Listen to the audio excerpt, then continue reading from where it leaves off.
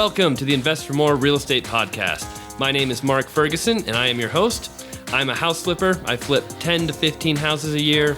I own 13 rental properties with a goal to buy 100 by 2023. I'm also a real estate agent. I've been licensed since '01. I run a team of 9. We sell close to 200 houses a year. So on this show, we like to interview house flippers, landlords, and the best real estate agents in the business. So stay tuned for some great shows. If you want more information on my rentals, on the numbers, how I buy properties, check out investformore.com.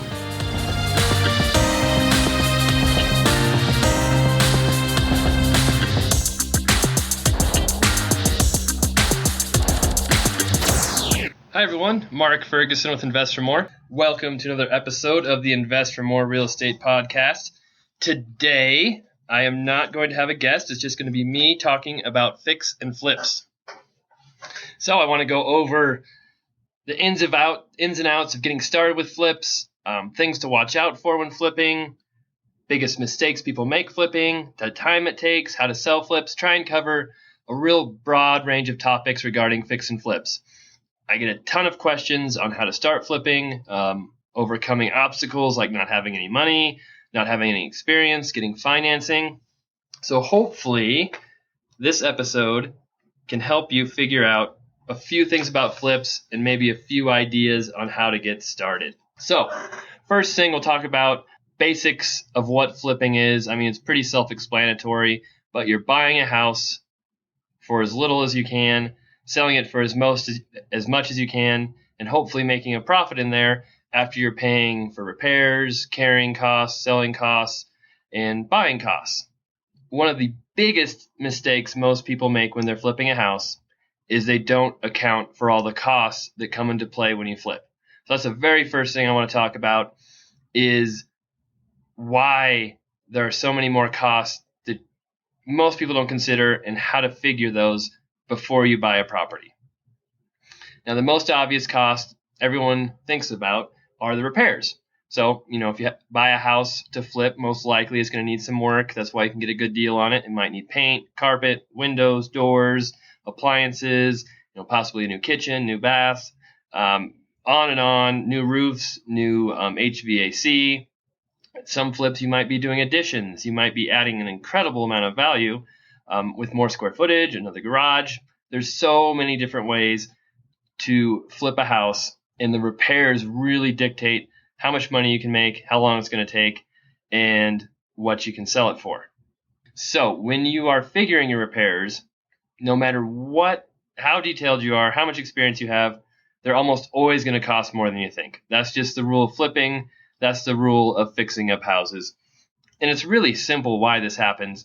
When you see a house, when you first buy a house, you can do an inspection on it. You can check out, the heating system, check out the windows, check out the attic, check out the roof. But there are just some things you cannot see until you start making repairs. If you're going to do any type of major repairs, tearing down drywall, replacing a kitchen, replacing a bathroom, you're probably going to run into issues that you didn't know about before. So you just have to plan for extra costs, no matter what. If I have a $15,000 or $20,000 budget for my flip, I almost always assume it's just going to cost $5,000 more. I mean, that's just how it works. If the budget goes up higher to $50,000, $60,000, probably assume $10,000 more in repairs. Always pops up. There are always things you don't know about. And usually, the bigger the job, the bigger the rehab project, the more those extra costs are going to be because you're digging into it more. You're doing much more than the smaller flips, the more cosmetic flips. Now, for cost to repair, varies in region, varies in what area of the country you're in, how expensive materials are, labor is. For $15,000 here in Colorado, we can usually, replace carpet, repaint the entire house, replace appliances, replace fixtures, do some minor drywall work here and there, replace lights, do some bathroom work, and sometimes even redo a kitchen with that kind of budget. Now, we aren't spending $20,000, $15,000 on new kitchens. I know I see that on HGTV shows and these house flipping shows. where they're spending $20,000, $30,000 on a new kitchen, and you just don't have to do that unless you are flipping a very high-end house. I mean, $400,000 and up house. You don't have to spend $25,000 on a kitchen. I can get my kitchen cabinets for about $2,000 to $3,000 for an entire kitchen. We can get countertops for $1,000 or less. We can usually get granite for $1,500 to $2,000 if we want to upgrade. Appliances we can put in there for $1,500, $2,000 at the most. And really, you've got yourself a really nice kitchen, brand new kitchen, for $5,000 or $6,000, including labor to install it. Maybe a little more if you want to spend more on the appliances, put granite in, but it doesn't have to be $20,000, $25,000 to replace a kitchen. Same thing for carpet.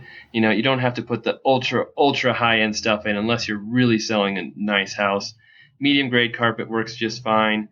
You don't have to go crazy with the repairs on the lower to middle end properties.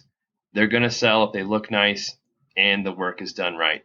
But repairs are just one part of the costs you're going to have. So if I have $15,000 in repairs, I'm probably going to have another $15,000, $10,000 at least in other costs for this flip. So let's say I buy a house for $100,000. When I first buy it, I'm going to have costs. I'm going to have to pay a closing fee to the title company most likely. I'm going to have to pay some financing costs if I finance my flip, which I almost always do. I'm going to have to pay for title insurance most likely. Might have to pay for upfront insurance while I own the flip. Possibly upfront water, utility bills, depends on your state and where you're at.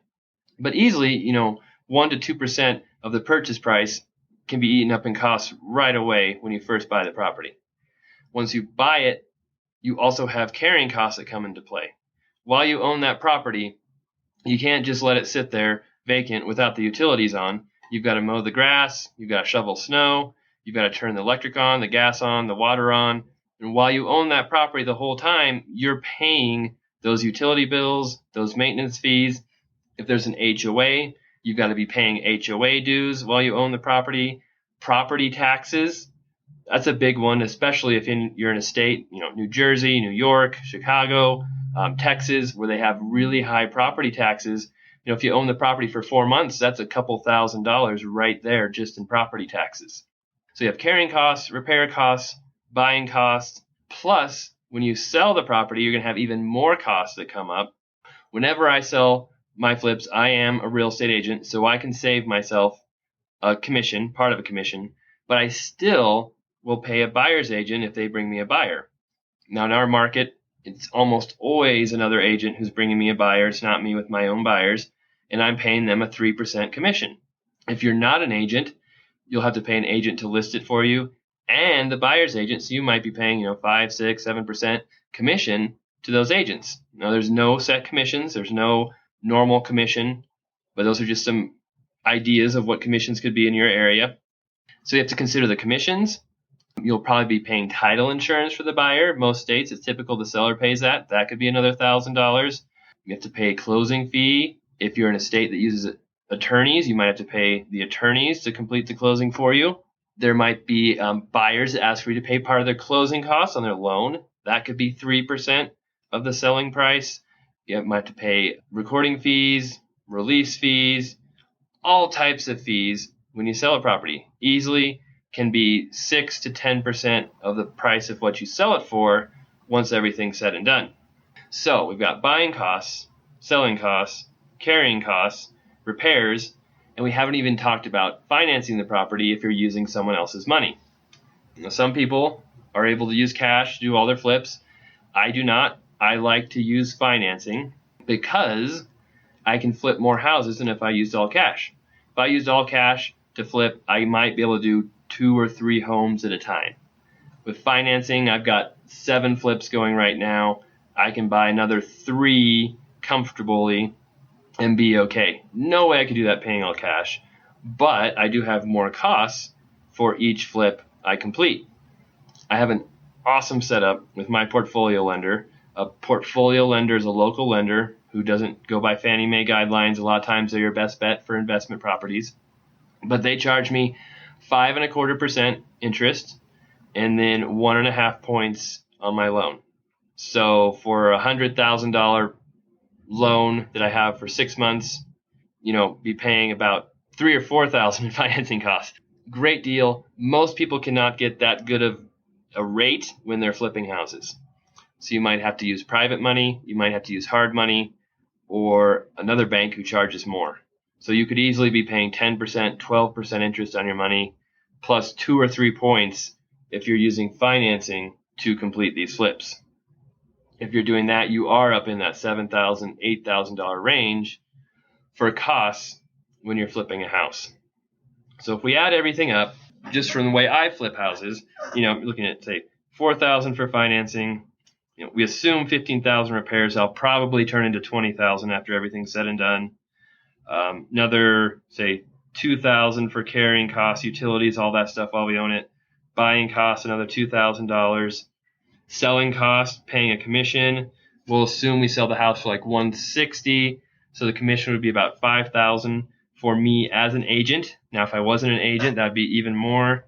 Title insurance, recording fees, closing fees, all of that. I mean, you're looking at $35,000 in costs right there, even though the actual repairs are only $20,000. So if you're looking at flips, you're looking at deals, the first thing, make sure you figure all the costs up. You make sure you're not just looking at the repairs and saying, oh, this house is $100,000. It needs $20,000 in work. If I can buy it for $100,000, put it $20,000 into it and sell it for $140,000, hey, I just made $20,000 in profit. No, that's not how it works. You're probably going to lose money or barely break even if you buy it for $100,000 and sell it for $140,000. So, first lesson, always look at all the costs, write them down, figure them all before you buy a property, before you commit yourself. Now, how do you find properties? Another great question. I'm in Colorado, which is one of the highest, if not the highest appreciating market in the country right now. It is very hard to find good deals. Very tough. There are multiple offers on most properties. Many properties are selling for higher than list price. But I still have 7 flips going right now. I've got 2 more under contract that I'm buying in the next month. All of those properties are from the MLS. All of them. So the people who tell you can't get a good deal on the MLS, the people who say you have to go off market, that's not true. You can get properties from the MLS, but that doesn't mean it's easy to get them from the MLS. First advantage I have is I'm an agent. So I can act faster than most investors who do not have an agent. I have access to MLS, so I can look at MLS 3-4 times a day, look for good deals that pop up. As soon as a good deal pops up, I am looking at the house, going to visit it if I can, if it's vacant. And while I'm at the house, I will even text my assistant who will write up a contract, send it to me on my phone. I can have an offer submitted usually within an hour or less after I visit the house or even see it on MLS. So if a house pops up today and I see it in an hour, I can have them a contract a couple hours after it's listed in the MLS. Most people cannot do it. There's no way they can act that fast. They've got to call their agent, schedule a showing. If they like it, they've got to wait for their agent to go back to the office, write up a contract, go back, meet their agent, sign the contract, wait for the agent to send the contract out to the seller. It's usually at least a day, sometimes longer, before they can get that contract in. Mine's already there in the hands of the seller. I've got many deals like that because I acted faster than other people. Another thing I do is I'm not afraid to buy houses that need work, that have major problems. Those are the ones you can get cheap. A lot of people don't want to deal with major problems. They want easy flips. Well, if you want easy, it's really hard to make money in this business. The difficult flips, the ones that need a lot of work, that have problems, are usually the ones you can get for very cheap and make a lot of money on. And when I make my offer, I am experienced enough, I've been doing this long enough, I can usually see most things wrong with the house when I'm walking through it in about 5 or 10 minutes. I can see the furnace, the roof, electrical, plumbing, all those things, and I can build into my offer room to fix those things, plus knowing there's going to be more repairs than what I see, and I will waive my inspection. So I have no appraisal, no inspection contingency. Basically, the seller knows if they accept my offer, the house is going to sell for that price. I'm going to follow through. I'm going to buy it. They don't have to worry about the inspection. They don't have to worry about an appraisal. They don't have to worry about putting it back on the market later on. That's another huge advantage. I got my last rental property that way because I made an offer same day it came up for sale, full price, no inspection, no contingencies. And the seller, who's actually an agent, called me up and was like, Mark, it says there's no inspection. I just want to make sure. I think you made a mistake that you didn't want an inspection on this property. I'm like, nope, I don't need an inspection. I saw the property, got it built to my offer. Any problems I saw, no inspection, we're good to go. He's like, he was so surprised I did that. He's like, okay, well, you got it. I mean, he told me on the phone, I'm going to accept your offer. Then I think he had 3 or 4 other offers. Some of them may have been higher than mine, but he knew he would have no issues with my inspection, with my offer. I had a question from someone the other day when they saw that I don't write inspections into my offers. And he said, well, if you don't put inspections into your offer, how do you get out of the contract later on? And my simple answer is, I don't. I don't make offers assuming I need to get out of it at some point. I don't just throw offers out there and hope they stick. And if I get one accepted, then hurry around trying to figure out how to make it work. And if I can't, I get out of it. If I make an offer, I am 99% sure I'm going to buy that house as soon as I make the offer, unless something crazy happens or something just really, really wrong with the house pops up that I didn't know about before. And if that happens, I'm fine losing my earnest money. I'll walk away from it. But I don't think I have backed out of a contract for probably 3 or 4 years. There's a couple reasons I do that. And the biggest reason is it builds my reputation in my community with other agents, that if I'm going to submit an offer, I'm going to follow through, I'm going to buy it, and their sellers won't have to worry about deals falling through, about spending another month on the market. I'm going to buy it. They have confidence in me. I'll follow through with it. So that also helps me get more deals because I've built that reputation. They know I'm serious. They know I buy houses. They know I'm not messing around with their sellers. And many times on these good deals, on these houses that need work, these houses priced well, the seller wants to sell fast. They want to get out of it right away. They don't want to mess around with having to go back on the market, accept another offer, possibly go back on the market, accept another offer, etc. So that's another reason why sometimes you can offer less on those properties with the inspection, the cash, and get your offer accepted. Another example of where I did that was a flip I bought earlier this year. It's about to go on the market. It was listed for, I believe, $174,900, and it was under contract. I saw it come back on the market.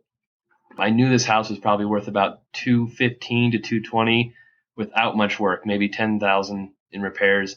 So I made an offer of $155,000. Said, hey, cash, no inspection. Sellers don't have to worry about anything. And the agent came back to me and said, hey, we love your offer, we love the terms, but we've got 4 or 5 other offers that are at list price or higher. We can't go that low. Can you come up to $162,000? I said, sure, I'll do $162,000. I closed it in 12 days, and I basically paid $12,000, $13,000 less than the other offers because I could close so fast, because I had no inspection, no contingencies. They knew I'd buy the house. The sellers were in a bind. They had to get out quick, and they were willing to take that loss over risk another contract that failed due to inspection due to other problems. So that's another tip for getting properties from the MLS. Act fast. Don't be afraid to make your offer as appealing as possible to the seller. That's assuming you have the experience and you know what you're doing. Another thing is look for aged listings. Houses that have come back on the market multiple times that have offers that keep falling apart. Sometimes those sellers are very motivated because they don't want another contract to fall apart. They'd rather take less money to get a cash offer, quicker closing time, no inspection, no contingencies. And those houses have been aged. Sometimes there's something wrong with them. Sometimes there's a reason they've been on the market so long. Those are the ones where I might offer 15, 20% less than asking price in some cases to try and see if the seller is motivated and they're willing to come down. I do not throw out hundreds of offers every week or even every month, hoping that 1 or 2 stick at 50% less than list price. I don't do that. I think it's a waste of time. I think it hurts my reputation. So if a house is priced awesome to begin with and I can make money at full list price, I have no problem offering full list price. If they ask for multiple offers. I know I can make money higher than list price. I have no problem offering them more than list price. Quite a few houses I have offered well above list price because I knew I could still repair it, go in there with all my costs, make money, and I don't really consider list price to be some barrier I can't go over because, I hear people saying they don't want to get in bidding wars. They don't want to go over list prices. The principle of the matter. I'm like, who cares about principle? I care about money and how much room there is in the flip. If there's multiple offers, I'll bid what I think will get me the property and still let me make money. I don't see any problem with getting in a bidding war. If I have to get a good deal by getting in a bidding war, I'll do it all day long. So don't let that stop you from making offers. Don't be afraid to make offers, even if there is a bidding war. The worst thing that can happen is it's not accepted. Move on to the next property. All right. So how do you know how much room you need to flip a house? We talked about costs. Many inexperienced people, they don't quite have it down how much all of those items will be. The 70% rule is a great way to kind of get a feeling for what it takes to buy a house and have enough room to flip it. The 70% rule is pretty simple. Basically, it says you can flip a house if you pay 70% of the after repaired value, or the ARV, minus the repairs you make. So, for example, you have a house you want to flip. You feel it's worth $200,000 after it's fixed up. So after all the repairs are done, it's on the market, it'll sell for $200,000. You would determine what you could pay for it by taking 70% of that number, which would be $140,000, and then subtracting the repairs you have to make. So if you have $20,000 in repairs, you would pay $120,000 for that house and have enough room to flip it, make a profit. Now, buying a house for $120,000 that you can sell for $200,000 seems like a huge margin for profit to many people. But like we mentioned before, there's so much cost involved. It's really not as high as you think it is. That $20,000 repairs, once you add in commissions, all that other stuff, you're up to $40,000, $50,000 in actual costs. And now you're looking at a break even of $160,000, $170,000.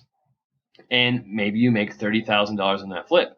That's an awesome profit. I love making $30,000 on my flips, but it's not the $50,000 that you may think it is on the surface.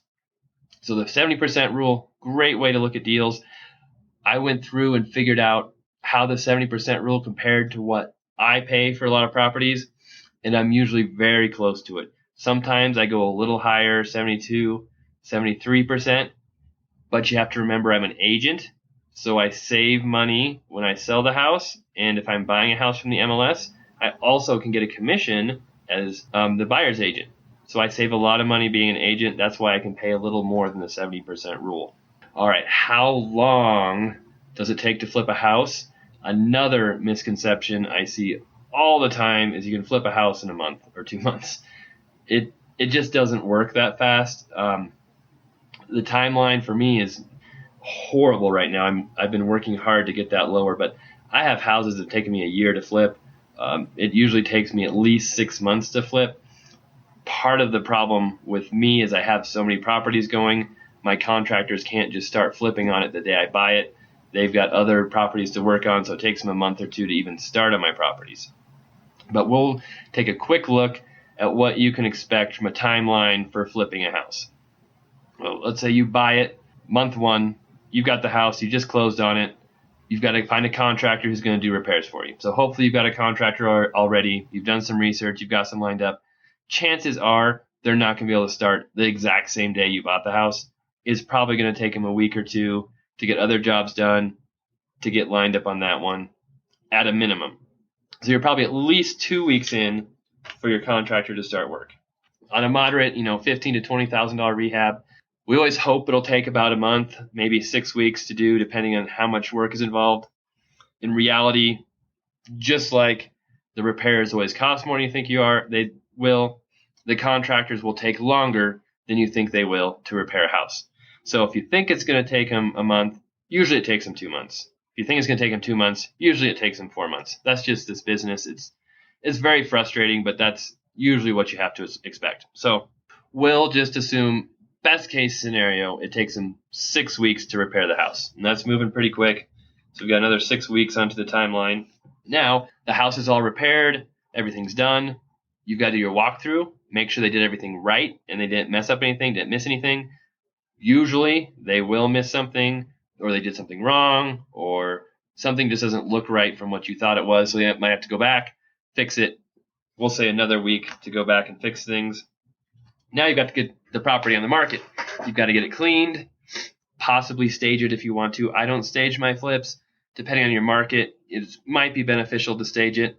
But, get your agent out there. If you're not an agent, take pictures, list the home, take a few days cleaning, probably another week to get that done. Now it's on the market. And depending on your market, if it's very hot, you could sell it in the first week. Usually, if we have our houses priced very well, at the not too high, not too low, right in that sweet spot, we get an offer right about 3 weeks that we'll accept. In our market right now, it's pretty crazy. It's been a little quicker than that. But I would always assume you're probably going to have the house on the market a month, 30 days. Best case scenario, so we'll say another 4 weeks there. Now, the house doesn't just sell once you get an offer. If you're selling a flip and you're trying to get the most money for it, you're usually selling to an owner-occupied buyer. Now, if you're selling to an owner-occupied buyer, they're going to get a loan, probably going to be FHA, maybe conventional. They have to do an appraisal, inspection. There's a long process they have to go through. They can take 30 to 45 days. Right now in Colorado, our appraisers are backed up like crazy. It's taking almost 6 weeks to close anything. It's very frustrating, but that's just what we have to deal with. So you're looking at least another 4 weeks in escrow before the house actually closes. And this is best case scenario. I mean, absolute, really, really fast flip, get it done, and you're looking at, 18 weeks. So 4 or 5 months, best case scenario to flip a house if you're doing repairs, going through the whole process yourself.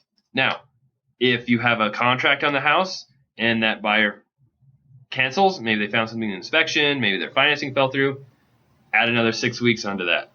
Your contractor runs into problems, or he just has some major issues. You're going to add another 6 weeks easily to your timeline. This is why flips don't take 2 months. Easily take 4 to 5 months. If you have any problems, easily take 6 to 8 months. If you have major problems, like some of the properties I've had, can take over a year to sell them. So when you're figuring your costs, when you're figuring all your projections out before you buy the home, don't figure your financing and carrying costs for 2 months. Okay, it's just not realistic. They're going to be higher than that. Figure for at least 6 months to be realistic, to know you're making money. Because many times it's going to take that long for the whole process to come to a close. When you're selling the house, that's another thing to consider. First thing, I would always use a real estate agent. It's going to make you more money than they cost, just because they know how to market it, they know how to price it, they know how the whole closing process goes. It's going to save you so much time and hassle and probably make you more money in the end than trying to sell it by yourself. So I'd always use a real estate agent. Secondly, listen to them. Don't price your house too high.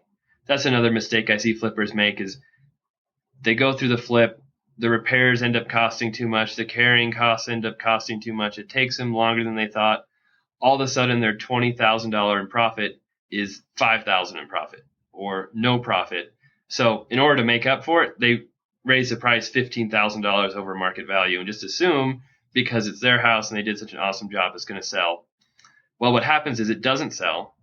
It's on the market for 3 months, 4 months. You have even more costs adding up. All of a sudden that $5,000 profit, or that break even you had, has turned into a $5,000 loss, $10,000 loss, and you're really in trouble. So don't make the mistake of overpricing your home to try and make up for mistakes you made on the flip. Price it so it sells quickly. You can move on, do another deal, or just forget about flipping if it was such a bad experience. Don't feel bad if you lose money or don't make much money on your first flips. I've interviewed a lot of great investors, talked to a lot of flippers.